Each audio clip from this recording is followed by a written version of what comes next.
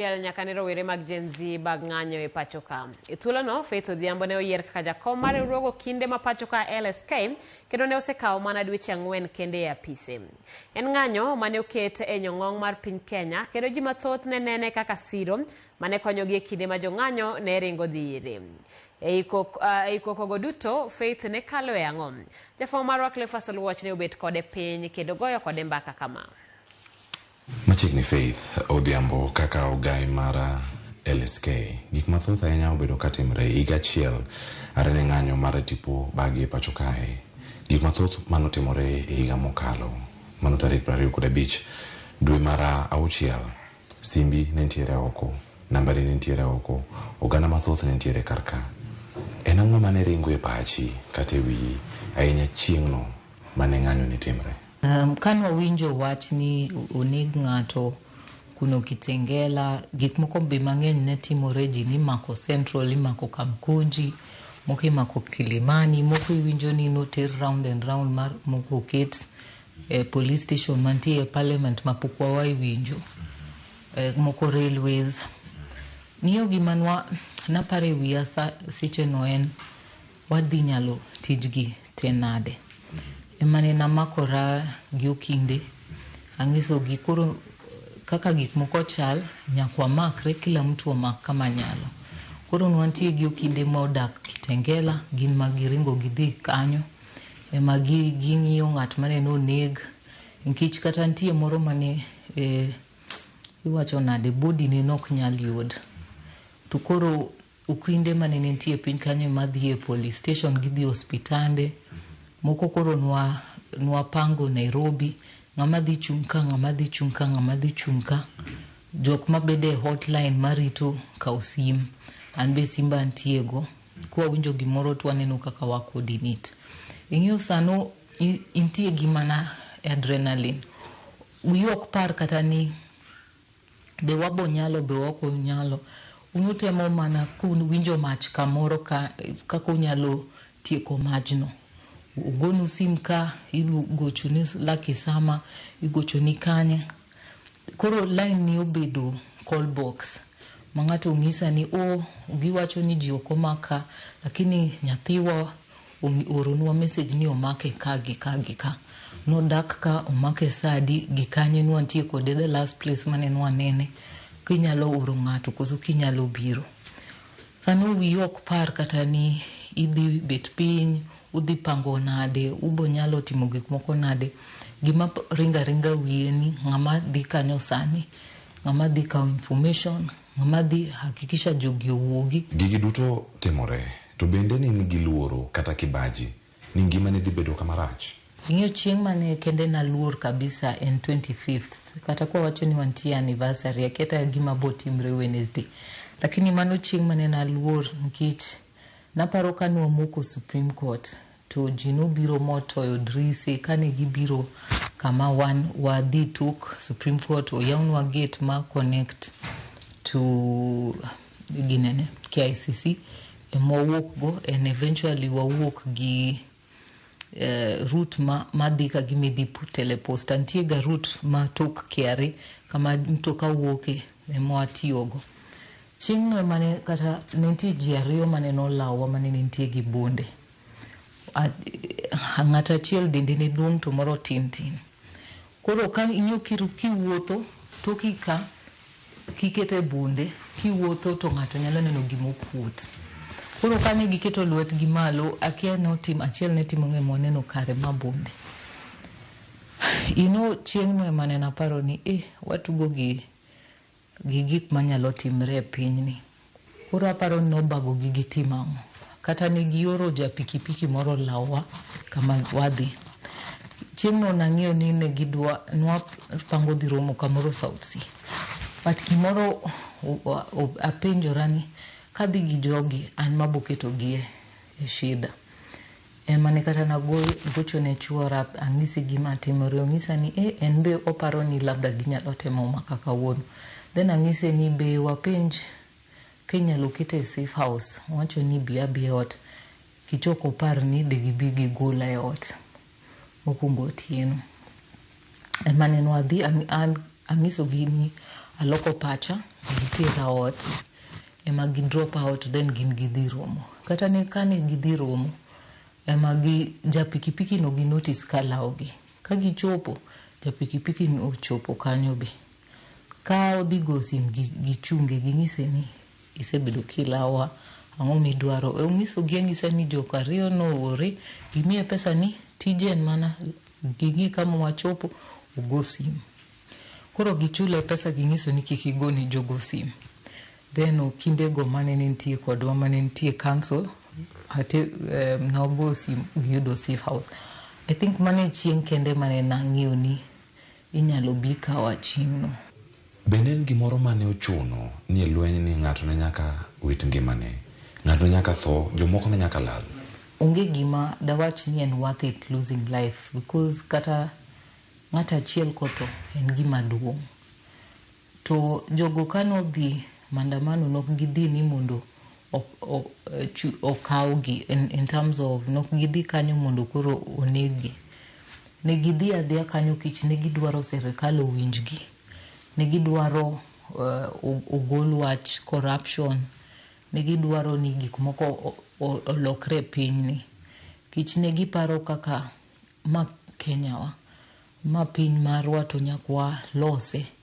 Ok wanyal rito jok moko emobio losnwa. Wan ma nyakwa lose. To ananeno ni nen worth it because ne gigolo so much sacrifice. To nwaneno ka serikal olok to be seche moko kata ka giwacho ni onge gimotimre but inyalo neno kata tinde ok chest thumb kaka ne gitimo chon. Sani mwaneno ni 1 year later to wigi ochako wil kendo.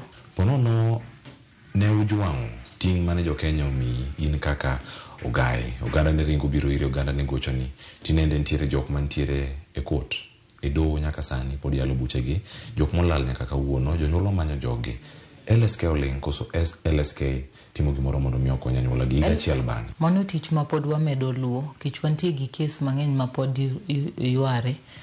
Paro ni wantie gi kes aparo jok mane nomak Kitengela mane ji ariyo no yud kotho to pod warango ng'atgi nitie ng'at achiel ma pok oyud mago pod walaw nitie habeas corpus mang'eny ma pod waendelea law nitie Moses jatelo ma National Police Service gi jotende gi moko ma mwabosu ma wadwaro ni take personal responsibility kata cases maendelea mimako ji ma IPOA prosecute baby pendo tangu no chakore LSK osebedo kalaw kisno koro ken wach ni kamera kwentie koso onge ing'eyo families mohero kamera nkich gidwaro ji ong'e gima timore lit magi kadhe kendo gidwaro ji okony gi rango anyuola koro mano wa accept kich ing'eyo konyo gi kang tie ng'at moneno ng'at gi nyalo wacho kamoro konyo e case ko alaw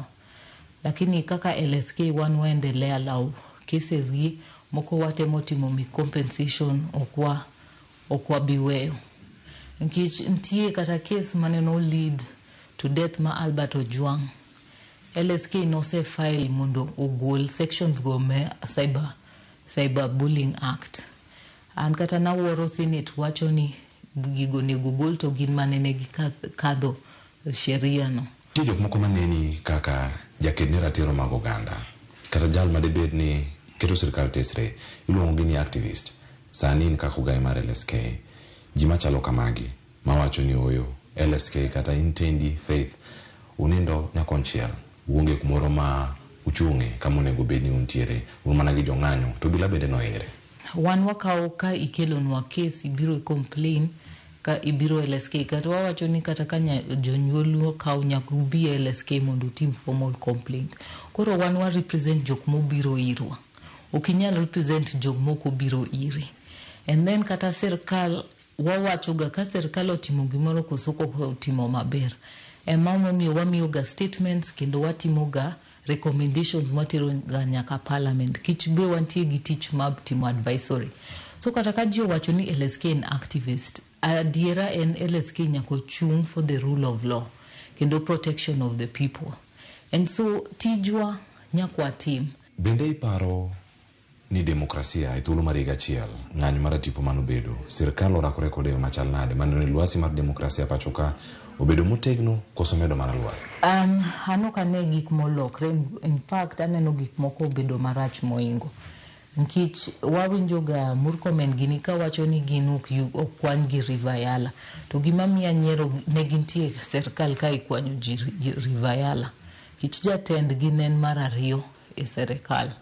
Lakini king'iyo track record ma human rights, ma sirkal moduoko enforce disappearances, mukelo abductions, mukelo killings in day broad light. Ineno polise nego ng'ato at point blank range. Ginego ji tok gi luor kata. Mano nyiso ni democracy gi rule of law is becoming worse and worse. Waneno ji mikao e ute gi gotieno. Waneno jo police biro gi Subaru mang'eny biro kao ng'ata achiel. Gibiro kata mtoka beach kosa par biro kao mana ng'ata achiel. Ineno serikal ma nego ji kochopo e police cells. Waneno kendo oken kata kes ma Albert Ojwang. Kes ma Nyandarua, waneno kes maneno timre Kisumu. Iwacho ng'ato monegore to negore nade, hang himself nade. Okapar ni even nego gitimo kata comparison gi River Yala kich scorecard gien worse than that. Marimo gik Faith kutenre kod minyalo miyo sirkal, minyalo somone sirkal, gunso neno kukae joma tindo, chieng' tich adek ka diponi lweny ma kamae omuoch. Udhi yudoru kama chal nade? Kaka mokwongo wacho kaka LSK wabo bedo kanyo wa watch police stations mondo wa check ji momak, wabo watch the entire day gik matimore. To gima nyiso sirkal mokwongo nyaka counties wa kikudonje e wach golo guns mondo goji. Waseneno guns mitiyogo mondo gikata gikweli mondo wach ni en protesters. Okwabiye gi wachno. Because waseneno guns go, unwaneno kata police makao laptops madonjo e dukaji. Gidwaro create a perception ni protesters enjo kuoge, protesters destroy property. And that is the same style manene gitimo kane gitimo ne the young Gen Zs. To wacho ni wasikwero kendo wabo bedo kwa ngiu. Okwabiye ni item mundo ji, to adiera waneno giwangwa. And to the people lang Isugini, be safe. Hotline my LSK is on our website and also on my spaces, on my X space and my Facebook. Mark hotline no is save. Kintie kamarach, go simu report for your own protection. Woth gi groups kikiwot ngata chiel. Kendo ihakikisha ni kikuting weapons ma police nyalo tiyogo wachini nudwa biro timo distraction. Komaki kama rach be, make sure idhi live mondo koro jione the last place mane nintie, ngat mane no kawi koso ngat mane no maki, because mano nyalo bedo the difference between saving your life or otherwise.